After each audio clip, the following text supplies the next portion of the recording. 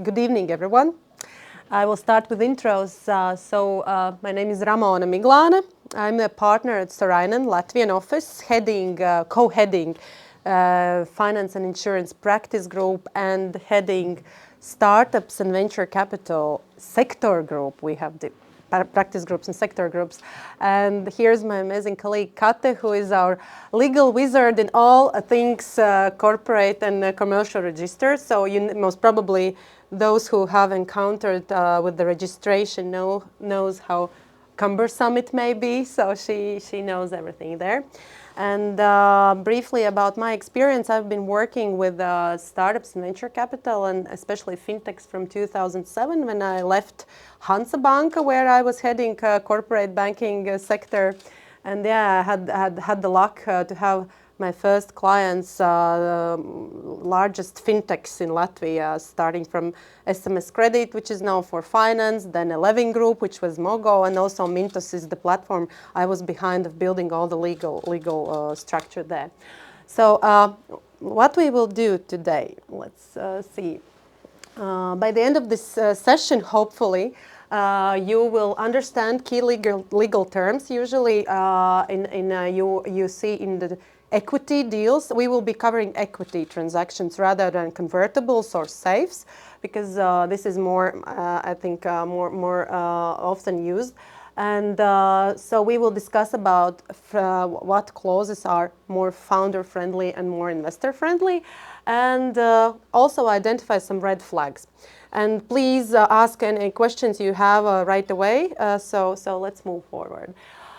So we were talking about, Sandra, I think, amazingly covered the most interesting part, how you find your startup where you want to invest. And we will be talking about a less interesting but very important part, so how you structure your deal and why the legal documentation also are important. So first of all, you know there are pitch decks, and usually startups prepare those. And then, as we talked, normally lead investors are the ones, so these venture capital funds, who prepare and negotiate term sheets. And for business angels, I think there are two aspects you need to look into. One is to protect sort of your investment from the founder's requirements, and also sometimes if you go with the lead together, lead investors have a bit different interests and different rights, and you as business angels, you need also think about yourself. And and legal documents are mainly, as discussed, investment agreement, shareholders agreement, and others. It is. Have you seen legal document frameworks at starting? Created by Sorainen. We have actually the database at starting where you can see all the legal document samples if you want. But I would encourage you also to look into Invest Estonia, and there are model documents and there are also term sheet, because in Latvian starting you will not have any term sheet, but in Estonian, when you can get quite a decent term sheet to learn from, to see all the comments, how to prepare a good term sheet. But let's talk about the term sheet, with what I would call a backbone of the deal, or a house. I would use this comparison. So usually the term sheet have certain sections, and one of the most important as a founding for a house is investment terms. So amount, valuation, ownership, and cap table. And we will later on analyze one cap table, and you will have opportunity to share your thoughts. Then, of course, is a governance, which are the walls of the house that supports all the supports the company and success of the company. And then there are roof, founder obligation, and other important aspects. So we will go through those. So let's dig in. Before we go further, I forgot to do one important thing to feel the temperature of the audience. Please raise hands who have invested as business angels in seed and pre-seed startups here in the audience. Okay, so Very good. So, but you are hopefully others planning. So let's then let move a bit slower, and because it's very important to understand how you read the term sheets. Do you understand the main provisions? And as I understand, I will then go slowly and explain all the basics. So when you open the term sheet, usually there are some figures specified, and there are this valuation of the company, which is basically used to calculate the percentage the investors will get. And there are different approaches. First is pre-money valuation, where company is valued before the new investment comes in, before the new investment round, and then there is a post-money valuation.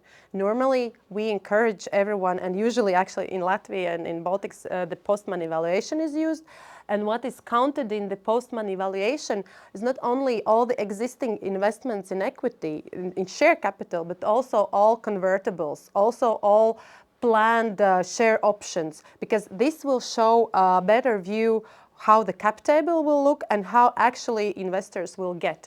So, and here you need to be very cautious, because what we have seen that in cap tables, usually there are certain things missing.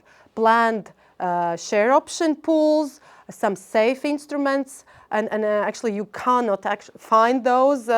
You need to ask then the founders whether all convertibles are there, and well, maybe convertible loans also, but usually those are included. And the other most important thing is also to ensure these pro rata rights, usually for the founders, for the investors, that even in the future rounds, you will keep your shareholding. And we will talk about anti-dilution, how you can ensure that even in the next rounds, the company will raise the share, the investments, you will keep the interest you get in your round. For example, you invest and get 12%, and in the next round, you can also keep those 12%, even though the new investors are coming in. So basically, founders are usually diluted then. Governance is, as I said, is also quite important, and Kato, I think, will take over this. Yes. Sure. Hi. Good evening. Nice to see you. Somebody here. Basically, the governance. This is the next big section in the term sheet, and basically the next big thing in negotiating a deal. And this is the walls of the deal Ramona was mentioning about. So what's important about the governance? We have exaggerated three things. The first one is the board. Usually in the Baltics and everywhere else, they're choosing to put a few members in the board, one from the founders and one from the lead investor. And usually these are 3 board members to have the option of casting vote. And for angels and smaller investors, it is always a good thing to have a nominated board member from the smaller investors as well. It's not the reality usually, but it's a good thing to have, because the board, being basically the main body of the company, leading the direction of the company and concluding all the transactions and making sure of the everyday aliveness of the company itself, it's in the best interest of every niche investor to have a voice there as well. Can I supplement a bit about the boards? So what I have seen, there are different approaches. First, for venture capitals are quite common to have also this supervisory board level in between of the management board, supervisory board, and shareholders. This is quite cumbersome, and I do not recommend in seed and pre-seed rounds. And also, in terms of liability, both the management board and both the supervisory board, they are jointly liable for companies' actions. So when and actually, I do notice that main investors also in seed rounds, they are having this option to appoint a board member, but normally they use the board observer rights. They appoint board observer, which participate in every board meeting, have all the information, have almost all rights except for taking decisions and representing the company. And therefore, the observer, they do not have also the liability, because to to become a board member, well, it is quite tricky for the investors, because otherwise you will be jointly liable for all actions the board members are taking. And this is, as I said, quite extreme for business angels as investors. Yeah, that is a risk of being a board member, but don't be so scared of Ramona says, because you can actually also, of course, the board is jointly liable, but you can usually, I think, in startups and in tech startups especially, they usually divide the competences of the board members, so you can be liable only for the things you know. You don't have to, as a, I don't know, accountant, be liable for, I don't know, anything else like technical or something. So yeah, and yeah, the next one is these observer rights, and this is something more common in deals, because yeah, as I said before, if the minority is really a minority, there won't be a big chance for them to get a nominated board member in the board. So the other alternative is, which is more common, is these observers, which are usually in all these board meetings. They don't have the voting rights, but they get the information, and that is the second important point of this topic, because yeah, information goes in many ways. The first one is from the investor. Usually in Latvia and everywhere else, the general concept is that the shareholder can get any information from the board, and the exceptions are not many. For example, in Latvia we only have one, that the shareholder cannot get can be denied the information from the board if the shareholders meeting decides so. So that would be one thing. And giving information to shareholders is also rather not common and day-to-day thing to do. So having an observer in a management board provides the investor of having a bigger flow of information coming from the actual day-to-day business of the company. And this is done usually by having, in the shareholders agreement when making the deal, have the board have an obligation to report to the shareholders, either monthly, quarterly, yearly, whatever. But there also don't get too excited about that, because if you're if you're giving too much of obligation for the board to report, they will also be cumbersome for the board and the founders to gather all the information, send it out to investors and everything. And also from the angel and investor side, you won't be able to process so much data. So maybe one example from experience. I represented a startup which was a deep tech startup protecting its IP rights, not by patent, but by sort of know-how protection agreements. Because the main idea, they didn't want to register any patent because of the risk Sandra mentioned, that as soon as you register patent somewhere, it's public and you cannot sort of protect it from Chinese sort of competitors. And their main risk was that investors will get all the information, and investors as shareholders can ask everything. And I don't know, maybe investors will change, maybe some competitors will become the shareholders of the company. How to protect? And then we created actually this know-how protection procedure in the company. It was implemented, and there was a very specific actions and protection mechanism in place, so that so that shareholders should somehow substantiate why they need that kind of information, and that the management board can deny that kind of information in order to protect it. And there was quite a clear understanding what are the grounds when they can deny it. So this is actually a very good solution somehow to deal with this, because yeah, as I said, in case of that patents is quite important. Yeah. So yeah, either two ways of getting the information as a shareholder straight from the board, or having this observer in the board. So you have this flow of information usually. And then the third thing about governance would be veto rights, or the right to say no. And don't get confused about the veto rights in board in Latvia. Oh, sorry.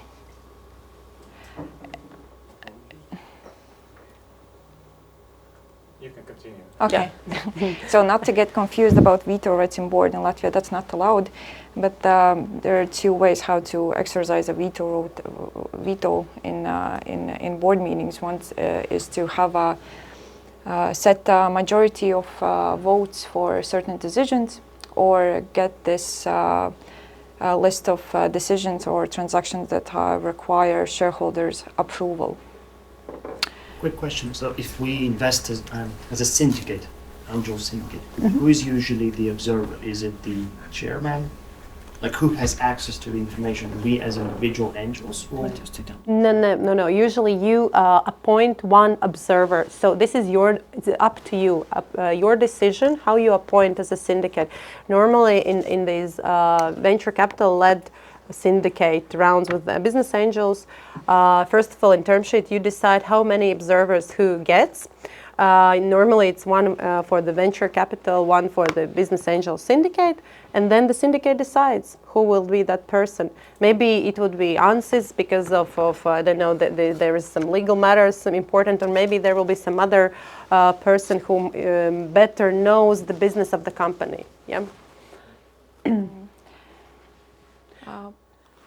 We will not maybe dive deep into those veto rights, but what I wanted to add in Latvia, this is quite common to have a really huge, long, extensive list of veto rights, and to be honest, I think that sometimes it's even burdensome for the investors that the company comes for every single smallest action to be approved. So therefore you need to find a balance and really ask yourself a question, is this really relevant for me as an investor? For example, amendments to employment agreements. This is actually, I don't know why, but this is usually one of the most debatable questions when investors and founders are discussing whether amendments to employment agreements with key employees is important or not, and so on. So compared to other funds from other European countries, I would say we are more strict on that, especially when autumn funds come in. Then the list is pretty extensive. But I think you need to focus mainly on shareholding, on really material matters, and do not ask approval for anything, because startups, they need to build the startup. They don't need to go over every single action to you. And you need, again, to look into those matters. So, yeah, this is just a simple group and examples. What would be founder-friendly, for example, sale of the company, obviously, or share capital increase, or liquidation of the company. But what would be more investor-friendly is a broad list, and for example, hiring or firing key people. I don't know whether it's maybe some CFO and maybe some CTO, but whether all employees would be subject to approval, I'm not sure. Approving annual budget, maybe it's also important for the discussion, but yes, sometimes it's also considered extensive. Changing business model, I would say it's quite important because you invest in the business plan, in the business model. Yeah, but for example, getting a credit card for the company for 10,000 euros, I wouldn't say it's important, yes? And let's then move forward about I think one of the most critical things are founder commitments in the agreements, which are, first of all, this dedication of time. This clause sometimes are neglected in the documentation, where the founders really contractually agrees to devote all their full working business time to the startup. I know this sounds quite ridiculous, but this should be put on paper. Otherwise, then the founders can debate with you that they really did a lot, but they had some conferences to attend, and they have some lectures to do, and some other startups maybe to build. So this full-time effort is quite important to be. Obviously, non-compete, non-solicitation, and confidentiality. This is a standard you see. Yeah. How do you enforce that when you either dilute them or you get them out from the board if they... Yes, there are these bad leaver and good leaver provisions. We will get to those, and usually under the bad leaver definition, you refer to the material breaches of the shareholder agreement, and then you basically can buy the founders out at the nominal value, nominal price of the shares. So therefore, it is important to include that kind of provisions. And the other critical thing in startups is intellectual property assignment to the company, because I would say that 99.99% of the startups I encountered, also consulted, IP is the critical thing that is not really dealt with properly. There are domain names registered on the founders, not the company. Then there were some codes written during employment of another company, or different kind of things. So you need to deal with that. And not only with the IP transfer agreement that I recommend to attach to the documentation. Do not even dig in what the company has or has not, but please ensure that you have that kind of agreements. And also, sometimes you need to understand whether something has been built or created during working employment relations with other company. For example, developers, they're usually employed by some other company. They're using the other company's computer, building their code or whatever. And legally, this is actually owned by that other employer. And then you can get some waivers you need to discuss with this other employer and need to deal with that. And maybe for this IP, we usually also recommend to prepare a list of what is the intellectual property, to understand what is owned by the company, because that's only way how you can prove, yes. And then the other very important thing in term sheets and also in all investment documentation is founders vesting. What is founders vesting? It's basically mechanism how you keep founders motivated. So of course, when you invest, founders will usually own their shares, their shareholding, but it will vest during time. What it means that, and usually the standard is 4 years total and 1 year cliff. It means that,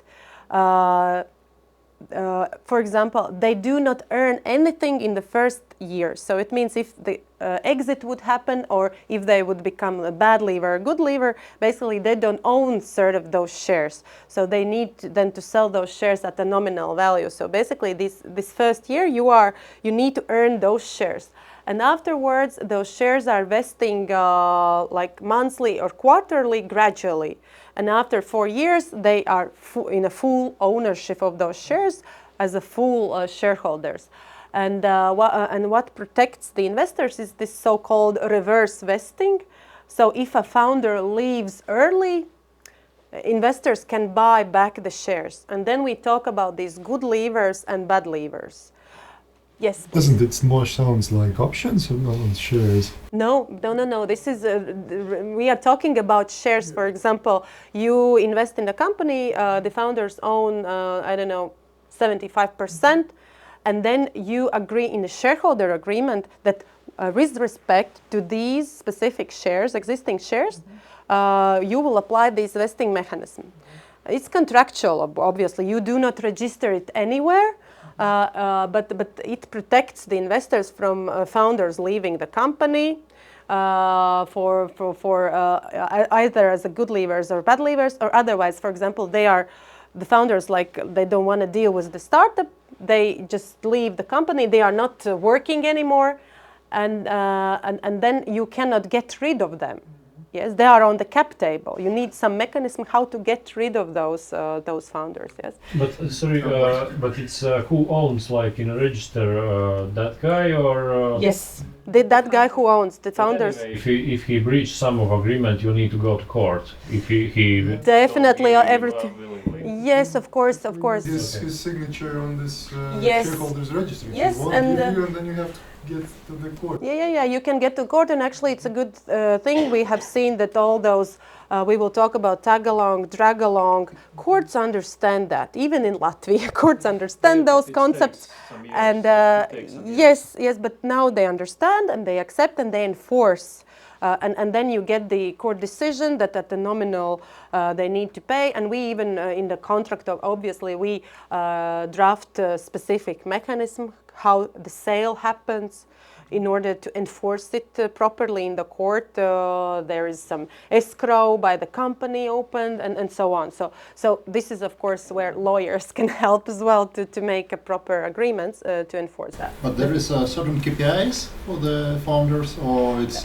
Sometimes there are. For example, if there is some budget, not the budget, but business plan with KPIs, I know that some venture capital funds, not business angels, I haven't seen, but venture capital funds, they together with the founders create a business plan, and then they put some KPIs in it, and then they link somehow the vesting and also the good lever, bad lever clauses to the performance of the KPIs.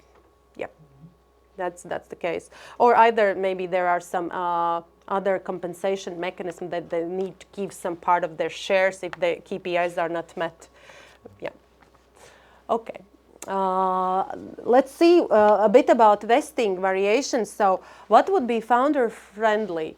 Good lever, but to be honest, also in the investors friendly cases, good lever cases, usually the price paid by vested shares are fair market value. Because what does it mean, good lever?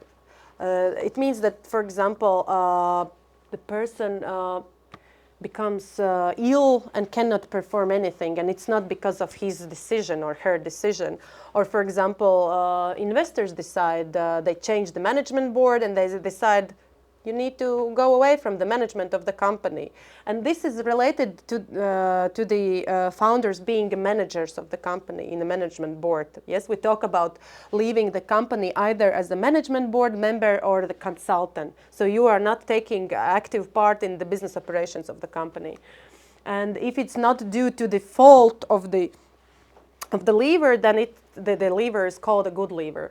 And the other thing, for example, this full acceleration on exit, it's also founder friendly, and I do not recommend it to the investors, is that in case, for example, the company is sold, then all unvested shares vests and the founder gets, and even if he stays in the company, he can also sell all the shares and they become vested regardless of continued employment in the company.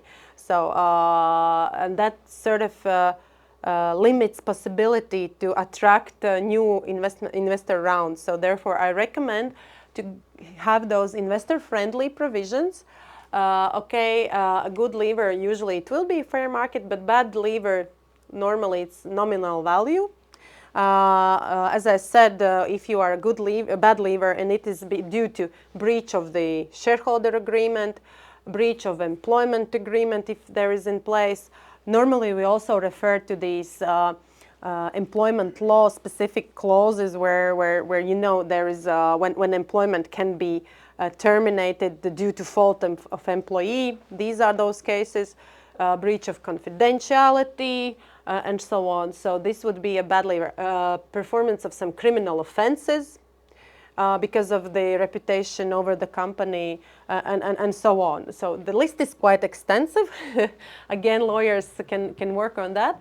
And then normally you need to pay something for the shares. You cannot get the shares without anything. So the shares cannot be donated because of all these legal risks, as you have heard most probably, that donation can be recallable and so on. So basically, you need to pay something.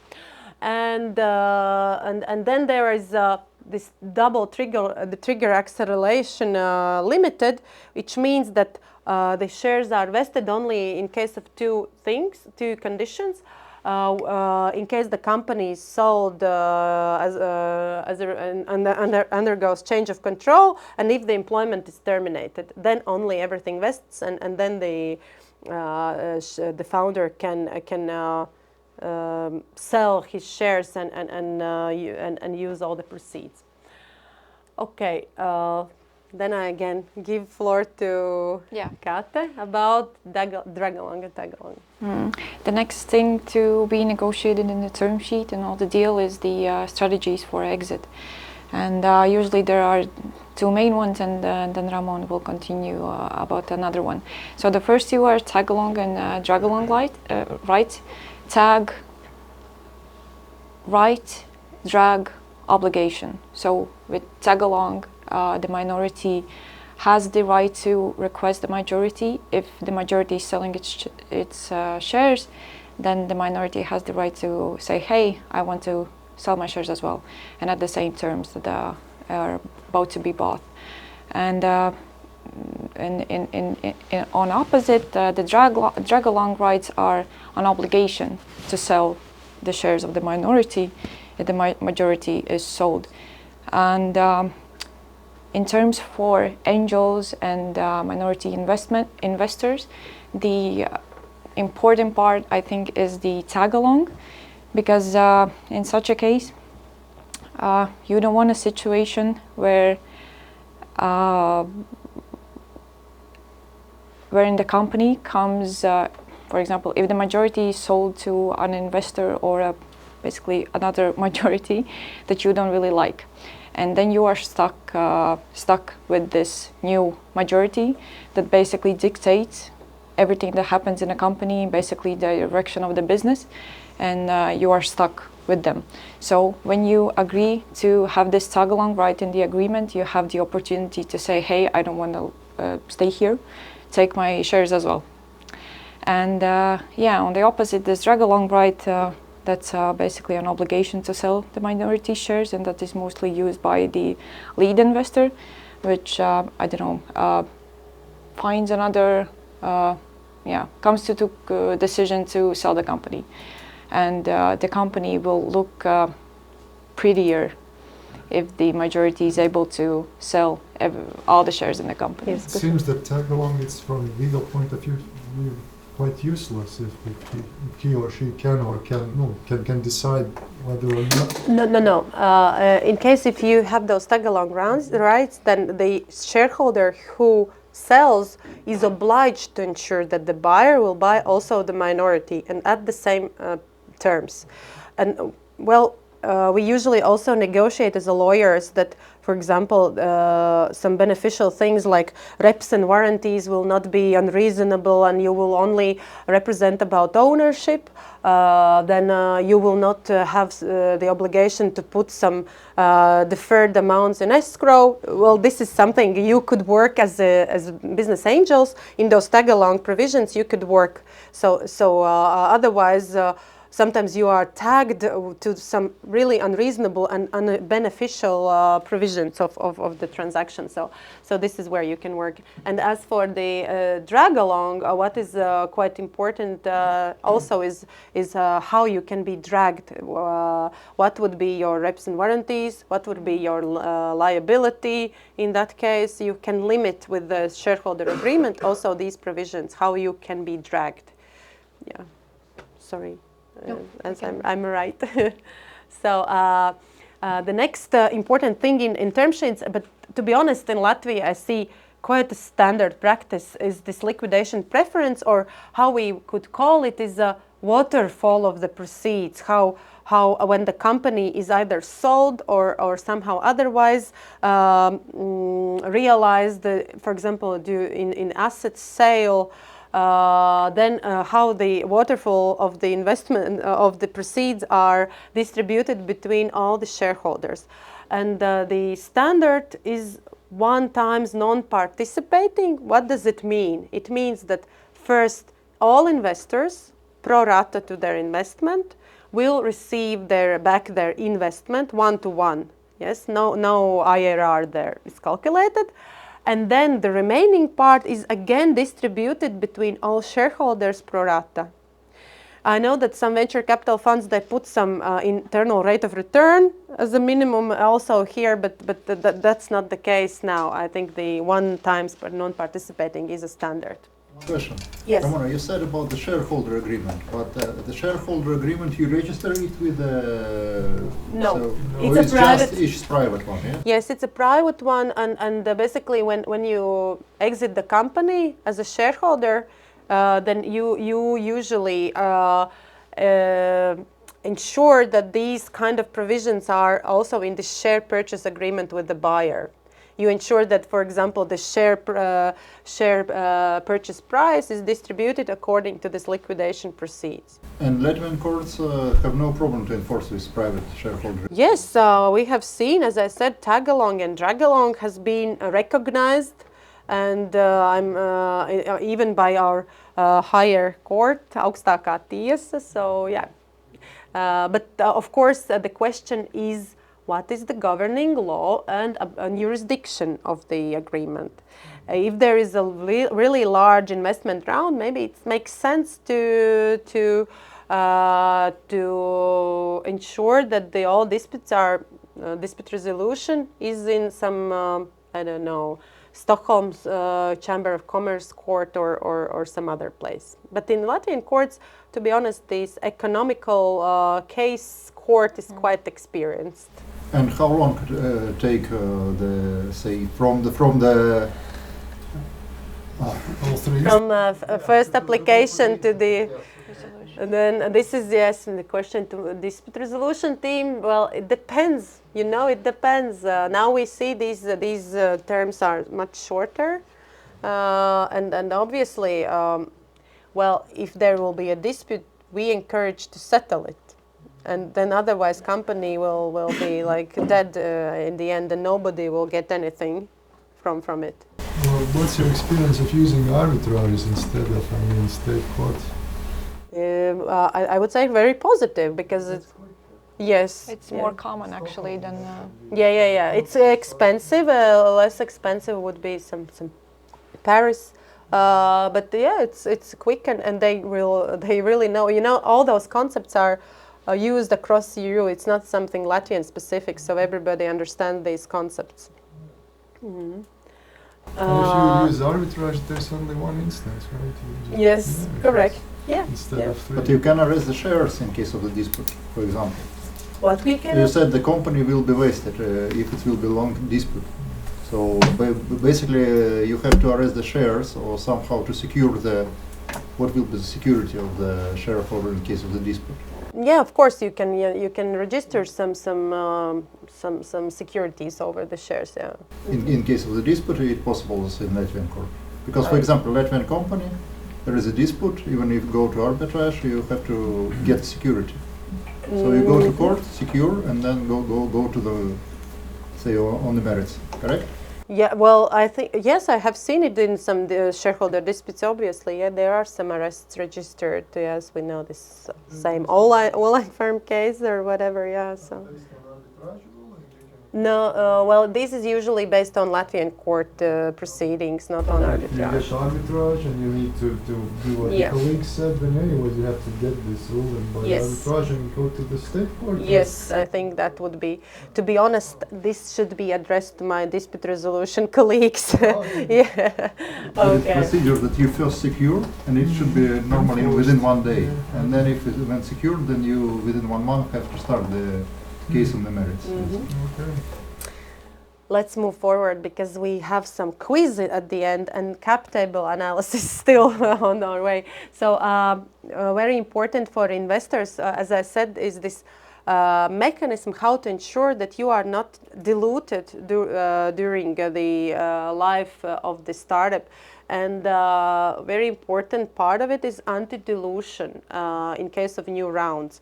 And to be honest, I haven't seen a lot of cases previously by venture capital and angels, but we really encourage to ensure that there is this anti-dilution mechanism in place. And what does it mean? Okay. Here it is. There are two different ways how you can set up this mechanism. One is called full ratchet, which means that basically in the next round, for example, if the shareholders in the next round, investors, they acquire shares for lower value than you acquired, then basically you are matched with this value and you get the same amount of shares in order to be equal.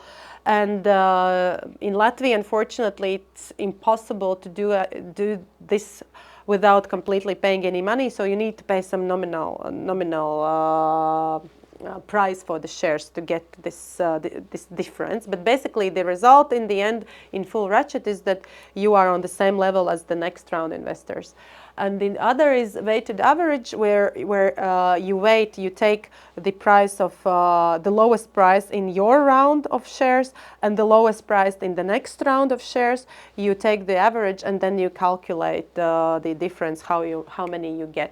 To be honest, I think the most common in Latvian cases is a full ratchet clause. This we already covered about information and reporting, I think, shortly, but it's quite important. And this is also a section in term sheet. How many reports, how often you get, what are the access right of information. Normally, lead investors are those who get monthly reports, management reports, quarterly, annual accounts. Angels often rely on some packages, for example, quarterly reports, and then upon the request, and we discussed also observer rights. So, but what I see in Latvia, that the lead investor and angels have usually the same information rights. So basically, all information is circulated the same to all investors. So then let's move to red flags of the startups from the startup side. So already discussed also by Sandra, also by us. First is this main question that IP, intellectual property, is not assigned, it's not owned by the company. So make sure it is owned.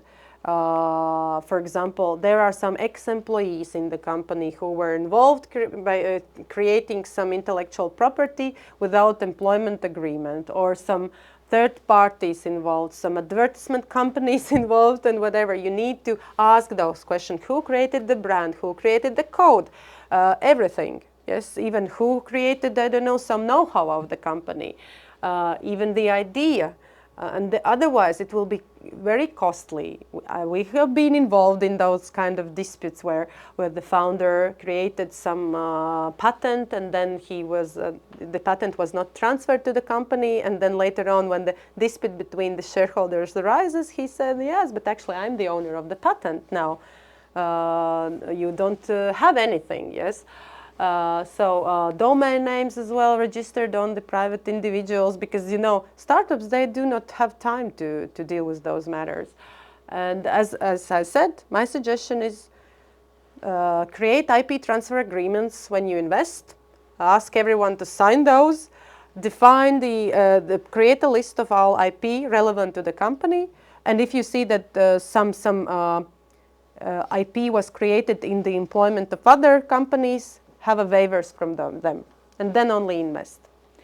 The other most common thing is that there are no vesting schedule for those for the founders, and then there are some phantom founders who are not actively involved in the creation of the startup. They just have those shares, and then you think about how to get rid of them, how to clean up the cap table.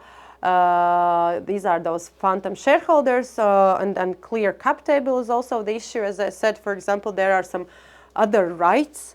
ESOP promised, some options promised to employees, some convertible instruments not reflected, and basically then when you invest and then you discover that, hey, there has been some options and there are some convertibles, and basically I do not own 20%, but in the end I own 15%, yes? So this is critical as well. And the other thing, what we see is also these key persons not under contracts. No employment, no service agreement, and again it raises the question of IP and everything else. Then from the investor side, as I said, it's quite important for you as a business angels to also evaluate venture funds. And I think Sandra quite brilliantly covered this. For you, it's important to understand whether these investors will get extensive veto rights that will kill the company, that will somehow also will encumber you, and definitely you need to have a balance that not only lead investor is the one who have those veto rights, that also business angels need to have some veto rights, or maybe some joint veto rights, that the lead investor cannot use his veto rights without your approval. So this is important. And very important is this transfer restrictions, especially for lead investor, whether they can freely sell to everyone, and you, as Kata already mentioned, you end up with some other shareholder you don't want to be with. So of course we are protected with right of first refusal. In Latvia it's statutory, so nobody can deny you from those rights. In other European countries this is not statutory, so basically every shareholder, as you know, have right of first refusal, so they can buy the shares that are sold, yes. And of course this information overload also is a critical. If for example some state funded fund comes, and you know, I have been working with Autumn funds for a very long time, and unfortunately when I compare the non-Autumn funded funds and Autumn funded funds, to be honest, from other investors and from the founders' perspective, it's much easier sometimes to invest with those who are not state aid funded, because these requirements are a lot less restrictive, because otherwise there are so many veto rights, so many information needs to be provided. This is something you need to also consider. But there are some workarounds. And then let's go, and you will have opportunity to talk. I will show you shortly one example of a cap table. And please, so here is, oh yeah, here it is.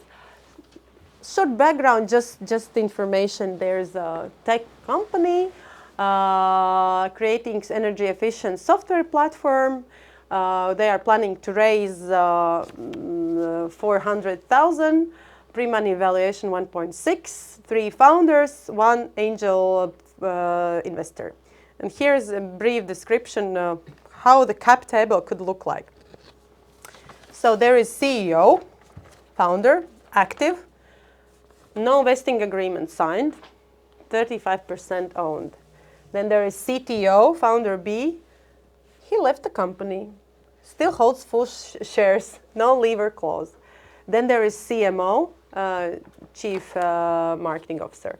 He's employed part-time, owns 15%. There is no employment contract. Then there is angel investor, already paid for the shares, 50,000, but share transfer not registered in the company register.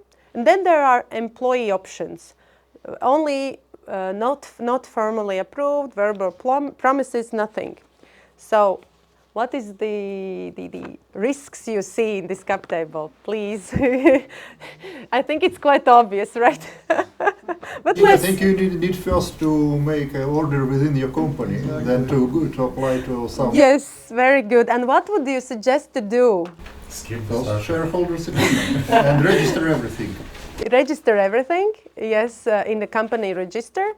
And how to deal then with these founders? What would you suggest? There are 3 founders. One is active, no vesting. One is left the company. One is one is in the company part-time, but no agreement. Start trying to deal with them. To dilute the share maybe of the B founder. Take the shares from B founder, right? If he left, to take. If he not agreed to dilute But to a very small amount. you need his agreement. Very good. Yes. Maybe we have this mechanism in Latvia to exclude the shareholder from the company, but it would be quite heavy. Yeah. Dilution would be easier. Yeah. Yes, yes, yes. Yes, so, and what about this founder A, no vestings? Well, I think it's easy. We would ask vesting to be implemented, right? Yeah. And what do you think about this employee options that they are not registered and only promised? It needs to be there, otherwise we might end up with no employees. Well, to be honest, I will be completely honest here because I have myself personally this dilemma when investors are investing in startups in pre-seed and seed. So everybody wants to take into account in cap table option pool, employee option pool, like for example 10%. But you need to raise a capital, you need to like build the company, and in order to implement the option pool, you need quite a lot of money also from legal perspective to hire lawyers and so on. So what I sometimes suggest, and I think it's not a like amazing solution, but still is in a cap table you reflect these employee options, and in shareholder agreement you also in all the decision making procedures you take into account these share options. So basically the shareholders, the investors get a lower percentage in the company, but in the company register, they will have a higher percentage in the company. It's not ideal, but this is some solution. And of course, we suggest then the companies to implement the employee options as fast as possible. But maybe it is worth to make two. Now you can two class of shares: shares A and shares B. Shares A which is decision maker, shares B which is not decision. But this is options, you know, and your options need to vest.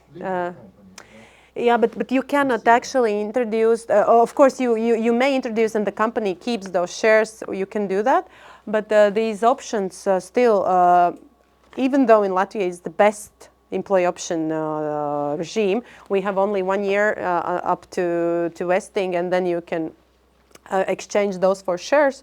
But still, it will take some time, and in decision making, it is important to somehow reflect this one. Maybe Sandra, you can share how you usually. So I would deal with it completely differently. So the founder A will be having the reverse vesting. Yes. The shares of the founder B, all the shares, are going to go into the option pool in addition to this 5% shares, because we need like an extra co-founder. Basically in the ESOP, and if like there is an extra co-founder, then part of the shares is going to the co-founders. But we'll have an agreement with founder A and founder C, like in what situation the ESOP shares are going to them, like over the 5-year vesting. So reverse vesting on the existing shares, vesting on the new shares. Founder C part-time, I mean, it very much depends on like responsibilities. Maybe they don't need a full-time C that I don't know. Angel investor, agree on the 5% share instead of 10, offer the liquidation preferences X2 on the ticket. So because angels, like it doesn't matter how much shares the angel have, it matters how the angel is going to exit. X2 on the big prefs, we're going to secure the exits. And then and then employees, I would do like a normal ESOP, like legally. Yeah, you would implement, approve the ESOP plan. Yeah. Very well. So from the expert, but there are different kind of approaches. But yeah, this could be done very well. Okay. Then briefly, the legal process flow. Well, the term sheet is before the due diligence, but this could be done vice versa. So normally there is term sheet. Then you have some time to perform the due diligence. We talked about it and about the costs. So usually it is quite costly, but in the seed and pre-seed stage, I wouldn't say it would be very costly, because usually these are the recently founded companies. There are no liabilities, nothing. So these are clean companies. You need just to see the IP, the ownership, some agreements, and so on. If these are operational companies, then it will be much costly. Then standard agreements, investment shareholder agreement, as I said, IP transfer, definitely must have. Some waivers maybe, some employment agreements we usually also negotiate. It's important for the investors to have decent employment agreements with all IPs, non-compete, confidentiality. And then we move to disclosing, which is basically share capital increase and registration, and making sure that articles of association or Latvian statute reflects what you have agreed in shareholder agreement. And this is quite a technique of lawyers, because commercial law allows something and doesn't allow it, and they practice all the time changes. It's quite interesting. We do that usually. And for example, we cannot now issue the class of shares which are not personal shares without voting, which was changed by the commercial register interpretation recently. We've done it like a lot of times for different kind of shares, and now you cannot do that. And then post-closing governance is basically some post-closing obligations to deal with some maybe risks discovered during due diligence and so on. And so briefly, practical tips. Please read term sheets and definitions. This will shape all the deal, all the transaction. Ask ChatGPT what does it mean, and so on as well. All better or better have some discussions with experienced colleagues and ecosystem.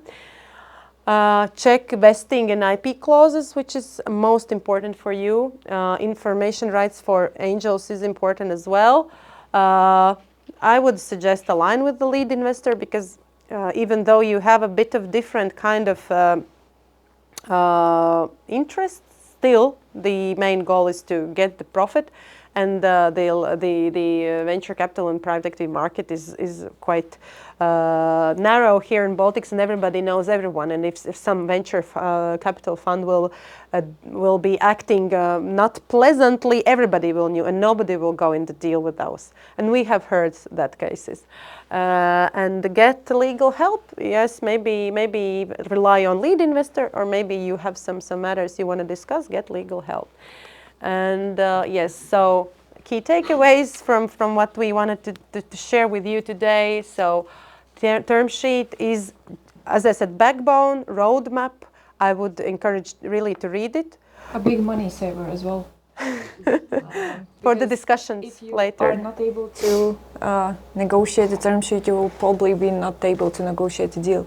So I think the term sheet is basically the most important document you have to take care of first, because if you won't be able to have an agreement on the big picture, you won't be able to have an agreement on the everything, all the small details in the deal. Yep, that's the case. So if you see red flags, don't be afraid of those. Just this is an opportunity for negotiations, for the price, for valuation, and so on. As I said, please bear in mind that not always investor protection should be taken so extreme that the founders are like put into some corner and they are completely with a tied hand. So balanced term sheet attracts better co-investors later on. So please think about next rounds when you negotiate the term sheet. Think about all those veto rights, all those transfer of shares provisions from the perspective how would new investor would look. Yes. And then we move to quiz. There will be 10 really easy questions. Basically, the most important thing of this lecture, I think, was to kind of not to write anything down, but kind of remember the keywords, because those will be basically the only ones you will be able to remember, and then you will have a thought that, yeah, I remember this one word, it was talked about in this lecture, and then you will be able to open a ChatGPT and find out what it means. So I hope this quiz will help that. Are everyone registered there? Yes, hopefully not. There will be 5 Janis. No, I hope we will recognize yes, who is who. Okay, let's start. So I need to click it here. So yeah, the first question: what is the main purpose of the term sheet? You should have four answers to choose from, and you can read in your phone the answers as well. So the first option is to have it legally binding for the whole deal. Okay. And everyone answered correctly. Except one, but that's Yeah. okay. Let's. And the first one is not right because it's not really legally binding. You could set it like legally binding, but it's usually not. But it's a good cornerstone for the whole deal.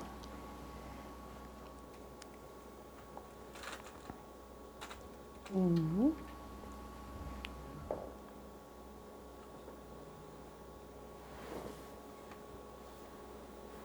Question 2, what does pre-money valuation mean?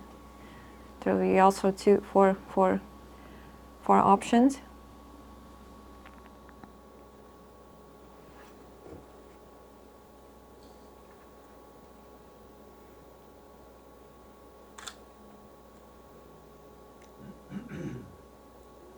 So a company is valued after, it would be post-money valuation, after new investment would be post, and before is pre-money. And in order to have all the convertibles calculated, you use the word fully diluted, but let's not maybe go into that.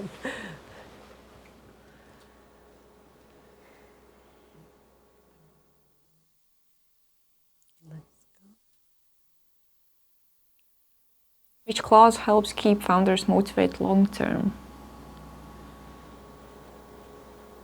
Anti-dilution, drag along, maybe a vesting, or liquidation preference. We had But only quite one is the right we had answer. quite a long discussion on this one. I think this will be the word you will remember the best. Mm-hmm.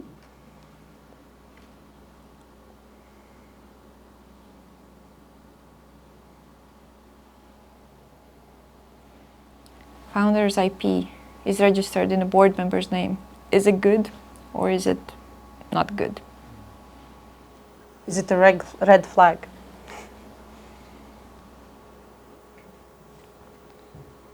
He's basically in the board, so Oh. yeah. Everyone answered almost correctly. But this is a common practice, but it's not, it is a red flag, but it is a common practice, to be honest.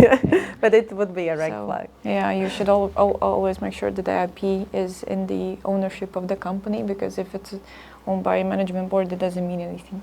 The management board member can leave at any time and take the IP right with him, and the company is left without business. In a liquidation, who gets paid first? Employees, maybe, or everyone equally, or investors, or founders. They don't speak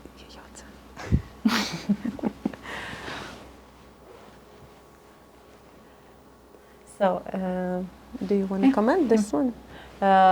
Everyone would be treated equally after investors get their initial investment back in this first one, and then everybody is distributed pro rata.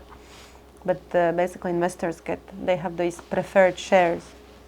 In the case of insolvency, employees get first-hand, I guess, salary. Yes, of course. We are not talking about the state would get an employees. Yes, that's for sure. Which version of information rights is most typical for angels in the Baltics?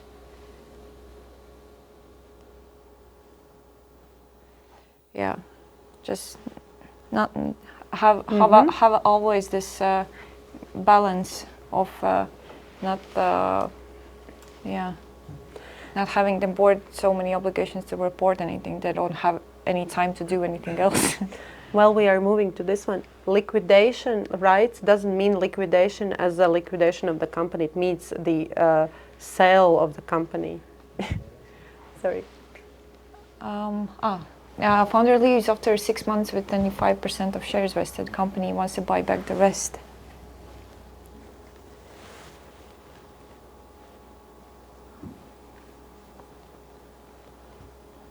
Correct. Vesting. We are talking about vesting again. And now we should see the winner. No. And the last.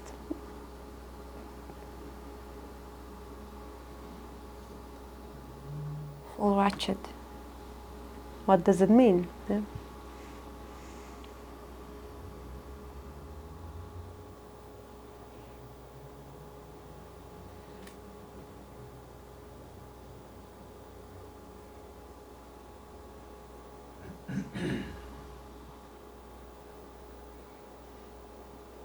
Maybe you want to comment on this. Uh, Six votes. Well, no. Yes, full ratchet basically is anti-dilution solution that early investors are protected of the situation when in the next round new investors get shares for the lower value, for the lower investment. So basically it means that early investors are protected and their shareholding is increased. And this is the full ratchet.